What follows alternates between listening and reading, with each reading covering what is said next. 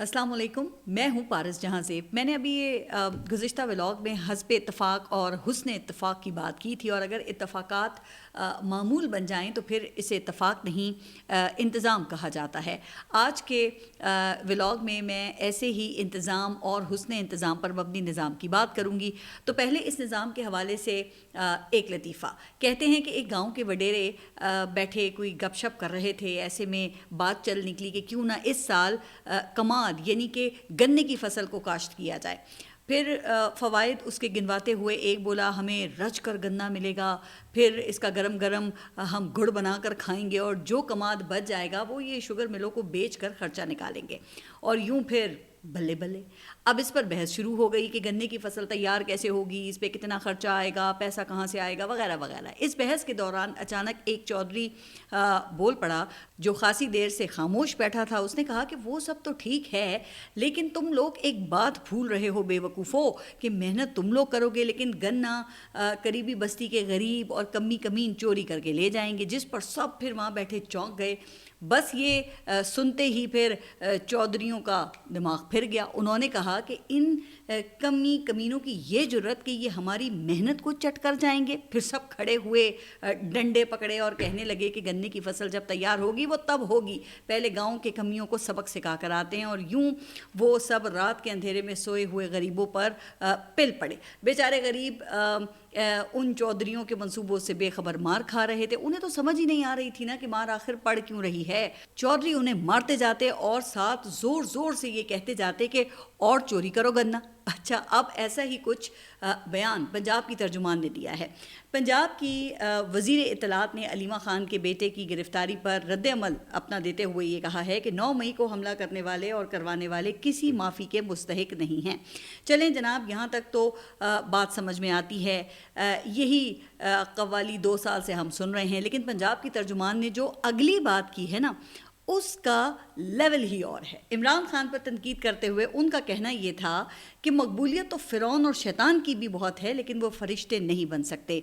अब पता नहीं कि इस बात पर उन्हें चौधरानी जी की जानिब से शाबाश मिली है या डांट पड़ी है। अब इसका इन्हिसार तो फिर चौधरानी जी की समझ पर ही है। लेकिन जनाब, मेरे लिए तो ये ख़बर है कि फ़िरौन और शैतान वो भी मकबूल हैं, क्योंकि फ़िरौन की ताकत डंडा थी और शैतान की ताकत लालच और फ़रेब। अब आप ख़ुद फ़ैसला कर लें कि आज के दौर में ये खूबियाँ किस किस में पाई जाती हैं। क्या इसके हामिल वो लोग हैं जो इस वक्त जेलों में कैद हैं, या वो जो फॉर्म 47 के हस्बे इंतज़ाम या हुस्ने इंतज़ाम की पैदावार हैं। बहरहाल इस पर इतना ही कहा जा सकता है कि समंदर तेज़, तूफ़ानी हवा, टूटी हुई कश्ती, यही असबाब क्या कम थे कि इस पर ना खुदा तुम हो।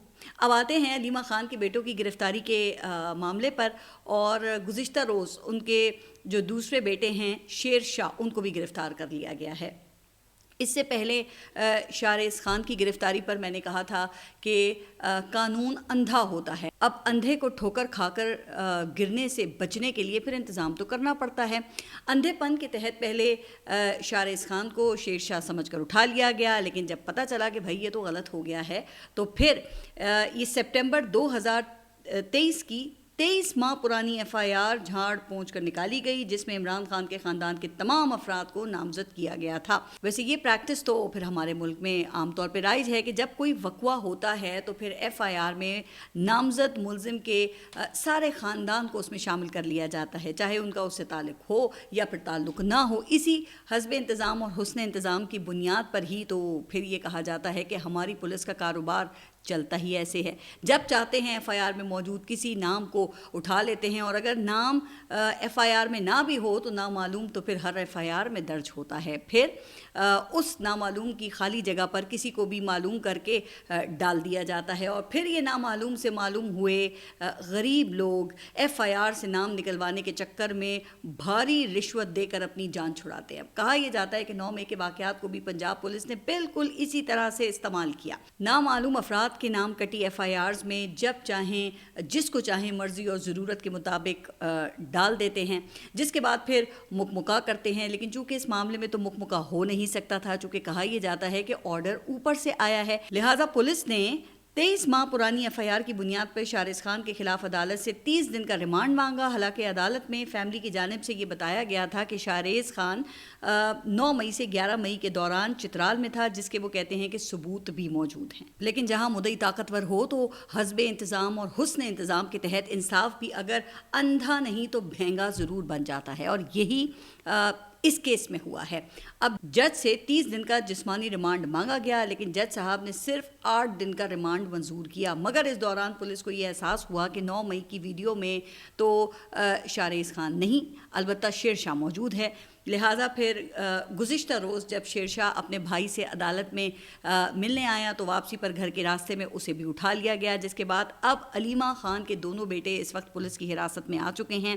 لیکن علیمہ خان نے حوصلے کا مظاہرہ کیا ہے. ان کا کہنا ہے کہ میرے بیٹوں کی گرفتاری ایک معمولی سی قربانی ہے جو ہم عمران خان کی جدوجہد کے لیے پیش کر رہے ہیں. ہم اپنے بھائی اور عوام کے ساتھ ڈٹ کر کھڑے ہیں، اور ساتھ وہ یہ بھی کہتی ہیں کہ مجھ سے شکایت یہ ہے کہ میں عمران خان کا پیغام عوام تک کیوں پہنچاتی ہوں. اچھا، ویسے اسی بنیاد پر گزشتہ کئی ماہ سے ان کی عمران خان سے ملاقاتوں پر بھی غیر اعلانیہ پابندی ہے. اب علیمہ خان نے اپنی آخری ملاقات کا حوالہ دیتے ہوئے یہ کہا ہے کہ عمران خان نے آخری ملاقات میں بھی مضبوط رہنے کی تلقین کی، کہا کہ ظلم کی رات ہے، بالآخر تو صبح ہونی ہی ہے. اچھا، اس حوالے سے پاکستان پیپلز پارٹی کے رہنما قمر زمان قاہرہ صاحب وہ بھی بول پڑے ہیں اور کہتے ہیں کہ علیمہ خان کے بیٹوں کی گرفتاری سیاسی انتقام ہے. اب حکومت کے جو اتحادی ہیں وہ بھی اس ظلم کے خلاف بول رہے ہیں. ویسے بھی قاہرہ صاحب ماضی میں بھی ایسی مجھے یاد ہے کہ کارروائیوں کے حق میں نہیں رہے ہیں، لیکن صرف بیان دینا تو کافی نہیں ہے نا. اگر یہاں پہ کچھ غلط ہو رہا ہے تو حکومت میں شامل جماعتوں کو پھر اس کے خلاف پوزیشن بھی لینی چاہیے. لیکن پاکستان پیپلز پارٹی والے یہ کیا پوزیشن لیں گے جب ان کی اپنی نوکری اسی ظلم پر مبنی نظام سے جڑی ہے. ویسے ظلم کے اس نظام سے جڑے اتحادیوں کے بارے میں مجھے ایک اور لطیفہ یاد آ گیا ہے. وہ کہتے ہیں کہ متحدہ ہندوستان میں کرنسی نوٹ جب پہلی بار تصویر کے ساتھ جاری کیے گئے تو اس وقت کے مذہبی حلقوں میں بڑی بے چینی پیدا ہوئی. اس ضمن میں ایک وفد اس دور کے بڑے عالم دین کی خدمت میں حاضر ہوا اور پھر ان سے پوچھا گیا کہ جی کرنسی پر تصویر کا ہونا یہ صحیح ہے یا غلط ہے، جس کا جواب پھر عالم دین نے بڑے ہی اطمینان سے دیا اور کہا کہ میرے بھائیوں، میرے فتویٰ دینے کا تو کوئی فائدہ ہی نہیں ہے، چونکہ مجھے پورا یقین ہے کہ میرا فتویٰ نہیں چلے گا لیکن کرنسی نوٹ وہ چل جائے گا. تو یہاں اصولی پوزیشن نہیں، کرنسی نوٹ چلتا ہے. اب آگے بڑھتے ہیں اور بات کرتے ہیں سہیل وڑیچ کی فیلڈ مارشل سے ملاقات کی کہانی کی، جس سے متعلق D G I S P R نے کہا تھا کہ اس میں کی گئی باتیں جھوٹ پر مبنی ہیں. پاک فوج کے ترجمان نے یہ بھی کہا تھا کہ سینئر صحافی نے ذاتی فائدے اور تشہیر کے لیے غیر ذمہ داری کا مظاہرہ کیا. اب سہیل وڑیچ نے اس کا جواب دیا ہے، کہا ہے کہ جناب احمد شریف چودھری کا میرے دل میں ذاتی احترام ہے، ذاتی ملاقاتوں میں وہ بہت خوشگوار ہیں، مگر انہوں نے جن باتوں کی تردید کی ان کا ذکر مذکورہ کالم میں نہیں تھا. شاید انہوں نے غلط فہمی کی بنیاد پر بات کی ہے کہ اس کالم میں میرا کوئی ذاتی فائدہ ہو سکتا ہے. چلیں، اب یہ تو ہو گئی تردید کی تردید، جس میں سہیل وڑیچ نے بڑی ہی احتیاط سے کام لیا ہے. مسافر سے سلام دعا بھی کر لی اور پتلی گلی سے ساتھ نکل بھی گئے. باقی رہ گئے وہ لوگ جنہوں نے غلط تاثر لیا تو وہ پھر ان کا مسئلہ ہے. واہ، کیا جمہوری نواز اسٹروک کھیلا ہے. سہیل وڑیچ کہتے ہیں کہ 9 مئی عمران خان اور معافی کے حوالے سے وہاں کوئی بات ہی نہیں ہوئی. یہ بالکل درست بات ہے. براہ کرم اس کالم کو دوبارہ پڑھ لیں.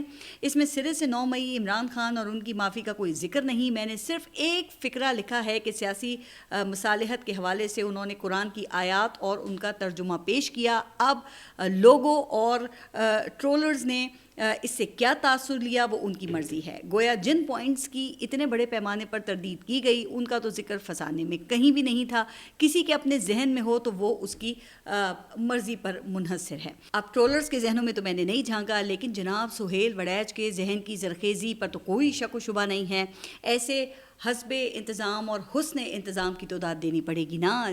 اور اب جس میں اتفاق کا رنگ دینے کے لیے اب F I A crime wing کو سہیل وڑیچ کے خلاف ایک درخواست موصول ہوئی ہے, جس میں ایک نامعلوم شکایت کنندہ نے شکایت لگائی ہے. کہا ہے کہ سہیل وڑیچ نے فیلڈ مارشل سے منسوب بیان میں لکھا ہے کہ معافی مانگنے پر سیاسی مصالحت ہو سکتی ہے, جس کی D G I S P R کو تردید کرنی پڑی, جو قابل احترام ادارے کی ساخت کو نقصان پہنچانے کے مترادف ہے, جس پر سہیل وڑیچ کے خلاف تعلیمی کارروائی کی جائے. اب اسی بات کی سہیل وڑیچ نے نوٹس سے پہلے ہی آپ دیکھیں کہ وضاحت کر دی ہے. تو اب دیکھنا یہ ہے کہ وضاحت قبول ہوتی ہے یا نہیں ہوتی. خیر, سہیل وڑیچ کے خلاف ابھی تک یہ ایک ہی درخواست آئی ہے اور وہ بھی لاہور سے. شاید اس کا مقصد کارروائی سے زیادہ کارروائی کا تاثر دے کر چھوڑنا ہو, کیونکہ جس کے خلاف یہاں کارروائی کرنا ہوتی ہے تو اس کی گرفتاری کی خبر آتی ہے. اب گرفتار کرنا ہوتا تو کارروائی پہلے اور وجوہات پھر بعد میں بیان کی جاتی ہیں, جو اگر نہ بھی بیان کی جائیں تو پھر سب کو ہی پتہ ہوتی ہے نا. اچھا, ایسی ہی ایک کارروائی بھی گزشتہ روز اسلام آباد میں کی گئی, جب ایک صحافی خالد جمیل کو national cyber crime investigation agency کی ٹیم نے اسلام آباد سے گرفتار کیا, اور پھر ایجنسی کا کہنا یہ ہے کہ ان کی گرفتاری سے متعلق معلومات جلد میڈیا کو فراہم کر دی جائیں گی. اب خالد جمیل اس سے پہلے بھی آپ کو یاد ہوگا کہ گرفتار ہو چکے ہیں. اس وقت معاملہ ایک ایکس پوسٹ کا تھا. 2 دن پہلے بھی ان کی جانب سے کچھ ایکس پوسٹیں کی گئی ہیں, جن میں سے ایک میں یہ کہا گیا ہے کہ سہیل وڑیچ نے تو وہی لکھا ہے جو اسے کہا گیا, بندے کو وہ بات کرنی ہی نہیں چاہیے جس پر وہ قائم نہ رہ سکے اور 6 دن بعد تردید کرنی پڑے. اب اگر اس پوسٹ پر گرفتار کیا گیا ہے پھر تو ان للہ ہی پڑھ لینا چاہیے. مجھے حیرت ہے شاہ سے زیادہ شاہ کے وفاداروں کی عقل پر, جو ایسے کام کرتے ہیں کہ جن لوگوں نے اب تک اس پوسٹ کو نہیں دیکھا ہوگا, اس گرفتاری کے بعد ظاہر ہے کہ وہ بھی اب دیکھیں گے. لیکن چونکہ پیغام دینا تھا, یاد دلانا تھا کہ اس ملک کے عام شہریوں کی یہی اوقات ہے, تو اگر ایسا ہی کرنا ہے تو پھر آپ ایک ہی بار سب کی زبان اور ہاتھ کاٹ لیں. اگر آزاد شہریوں کا احترام نہیں کرنا تو آئین سے بنیادی حقوق کو نکال کے باہر پھینک دے, تاکہ نہ رہے بانس اور نہ بجے بانسری.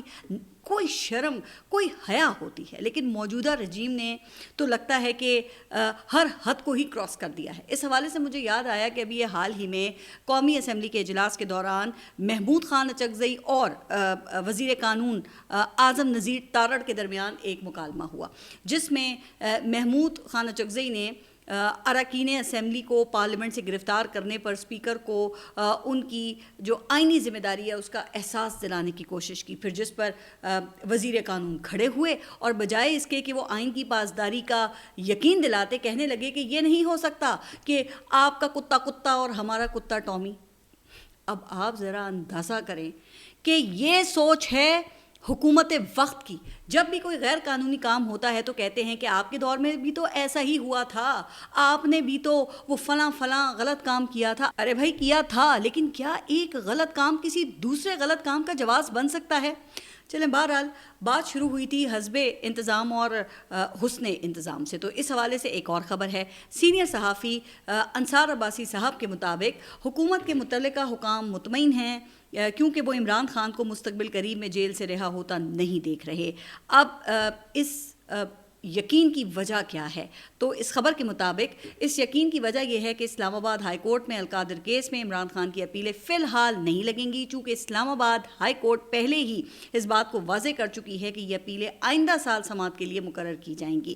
قومی عدالتی پالیسی ساز کمیٹی یہ ہدایت دے چکی ہے کہ مختلف نوعیت کی اپیلوں کو ترجیح دی جائے گی, جس سے عمران خان کے کیس کی فوری سماعت کا معاملہ پھر وہ غیر اہم ہو جاتا ہے, کیونکہ عدالت کی طے کردہ ترجیحات میں ان کا کیس تیسری ترجیح میں چلا گیا ہے. ایسی صورتحال میں سرکار کو توقع ہے کہ القادر ٹرسٹ کیس میں دائر کردہ اپیل کی اسلام آباد ہائی کورٹ میں سماعت اور اس کا فیصلہ آنے سے پہلے دیگر مختلف عدالتوں میں عمران خان کے خلاف کئی مقدمات کا فیصلہ ہو جائے گا. یعنی کہ منصوبہ پھر یہ ہے کہ جب دوسری عدالتوں سے سزا ہو جائے گی تو القادر کے بوگس کیس میں ریلیف پھر دے دیا جائے گا. چونکہ دوسرے کیسز میں سزائیں ہو چکی ہیں تو پھر رہائی ممکن نہیں ہوگی, جس طرح اب تک ہوتا چلا آ رہا ہے کہ ایک کیس میں ضمانت ہوتی ہے تو پھر دوسرے کیس میں گرفتاری ڈال دی جاتی ہے. سائفر میں بریت ہوتی ہے تو توشہ خانہ میں سزا ہو جاتی ہے, توشہ خانہ سزا معطل ہوتی ہے تو القادر میں سزا ہو جاتی ہے. اب القادر کی سزا معطل ہوگی تو GHQ کیس میں سزا ہو جائے گی. اب بھائی درجنوں مقدمات ہیں نا, اسی طرح پھر یہ سائیکل چلتا رہے گا, اور کہا جاتا ہے کہ اسی کام کے لیے تو یہ 26ویں ترمیم کی گئی تھی. خیر اب 27ویں ترمیم کی باتیں ہو رہی ہیں, جس پر حکومتی اتحاد کو راضی کرنے کے لیے پھر نئے صوبوں کا شوشہ چھوڑا گیا ہے, جو حزب انتظام یا حسن انتظام کی ایک اور مثال ہے. تو ہوتا کچھ یوں ہے جناب کہ حال ہی میں کچھ تاجروں کی فیلڈ مارشل سے ملاقات ہوئی, جس کے بعد معروف صنعت کار SM تنویر نے ہر ڈویژن کو صوبہ بنانے کا مطالبہ کیا ہے. اچھا آپ کو یاد ہوگا کہ یہ وہی SM تنویر ہیں جو محسن نقوی کے دور میں پنجاب کی نگران کابینہ کا حصہ رہ چکے ہیں. پھر گزشتہ ہفتے ایک سیمینار کا اہتمام کیا گیا تھا, جس میں مشرف دور میں لاہور کے ناظم رہنے والے میاں عامر نے SM تنویر کی بات کو آگے بڑھاتے ہوئے 33 صوبوں کی بات کی ہے, جس سے ان کے مطابق جوڈیشل سسٹم بھی ٹھیک ہو جائے گا. 33 صوبے ہونے سے 33 ہائی کورٹس ہوں گی, جس سے کیسز کے فیصلے بھی جلد ہوں گے. ویسے اگر ہائی کورٹس ایسی ہی بنانی ہیں جیسے کہ وہ انصار عباسی صاحب نے اپنی خبر میں لکھا ہے, تو پھر تو اللہ ہی حافظ ہے. خیر انٹرسٹنگ بات یہ ہے کہ اس سیمینار سے خطاب کے دوران میاں عامر نے یہ کہا کہ ابھی آتے ہوئے کسی نے ایک لفافہ دیا ہے جس میں کچھ مزید تجاویز ہیں جو میری نظر میں قابل عمل ہیں. اب کس کی جانب سے یہ تجاویز آئی ہیں یہ تو خیر انہوں نے نہیں بتایا. اچھا پھر استحکام پاکستان پارٹی نے بھی نئے صوبوں کا مطالبہ کر دیا ہے, لیکن IPP نے 33 صوبوں کی بات نہیں کی, بلکہ ہر صوبے کو 3 صوبوں میں تقسیم کرنے کی بات کی ہے, جس کا مطلب یہ ہے کہ وہ 12 صوبے چاہتے ہیں. بہرحال 12 ہوں یا پھر 33, سوال یہ ہے کہ کیا واقعی نئے صوبوں کا شوشہ صوبے بنانے کے لیے ہی چھوڑا گیا ہے؟ اس حوالے سے صحافی محمد مالک نے انکشاف کیا ہے کہ پورے ملک میں نئے صوبوں کی بات چل رہی ہے, تاہم ابھی ایسا نہیں ہوگا. اب ان کے مطابق حقیقت یہ ہے کہ صوبوں کا ہوا کھڑا کر کے سیاسی جماعتوں سے 27ویں ترمیم کی شقیں منظور کروائی جائیں گی. دسمبر میں بارز الیکشن کے بعد یہ ترمیم لائی جائے گی, جس میں NFC ایوارڈ میں مرکز کا حصہ بڑھانے اور فاٹا کی بحالی جیسی شقیں شامل ہوں گی. اور پھر اگر سیاسی جماعتیں نہ مانیں تو پھر ڈرامائی تبدیلیاں رونما ہوں گی, خاص طور پہ سندھ میں. اچھا اب اس کا مطلب یہ ہے کہ موت دکھا کر بخار پر راضی کیا جا رہا ہے. اب اس پر حتمی طور پہ تو اس وقت کچھ نہیں کہا جا سکتا, لیکن صدر زرداری نے 11واں NFC تشکیل دے دیا ہے. وزیر خزانہ کمیشن کے سربراہ اور 4 صوبوں کے وزرائے خزانہ ممبرز اس کے ہوں گے, اور 4 صوبوں سے ایک ماہر کو بھی کمیشن میں شامل کیا جائے گا. اب کمیشن کے اراکین کی تعداد 9 ہوگی, اور یہ کمیشن صدر مملکت کو صوبوں کے درمیان وسائل کی تقسیم کے حوالے سے سفارشات پیش کرے گا. تو جناب یہ ہے کہانی پھر حزب انتظام اور حسن انتظام کی, جو یہ گزشتہ 8 دہائیوں سے جاری ہے. آپ اپنا خیال رکھیے, اور اگلے ولاگ تک کے لیے اللہ حافظ.